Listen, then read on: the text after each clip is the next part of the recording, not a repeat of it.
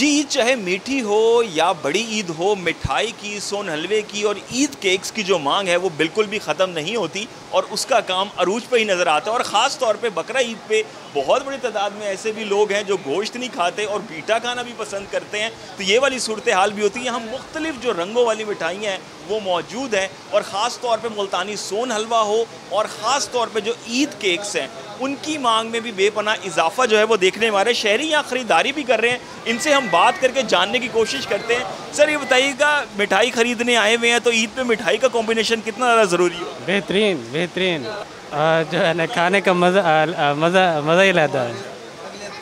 गोश्त वगैरह अक्सर लोग होते हैं उनसे गोश्त सुबह सुबह नहीं खाया जाता, तो मीठा भी पसंद करते हैं अक्सर लोग, इस तरह से भी होता है। जी जी, ऐसे ही है, बेहतरीन। और लोग बड़े जो है ना, यहाँ पे बड़ा रश लगे रहता है और बड़ा मज़ेदार होती है। जी बिल्कुल, शहरी यहाँ पर आए हुए हैं, मिठाई की ख़रीदारी, ईद केक्स की ख़रीदारी, सोन हलवे की ख़ास तौर पर ख़रीदारी, तमाम ये जो ख़रीदारियाँ यहाँ पर जारी हैं। और बहुत बड़ी तादाद में ऐसे भी लोग होते हैं जो कि ईद पे गोश्त खाना पसंद नहीं करते, मीठा और नॉर्मल रूटीन वाले जो खाने हैं वो खाना पसंद कर रहे होते हैं। जी।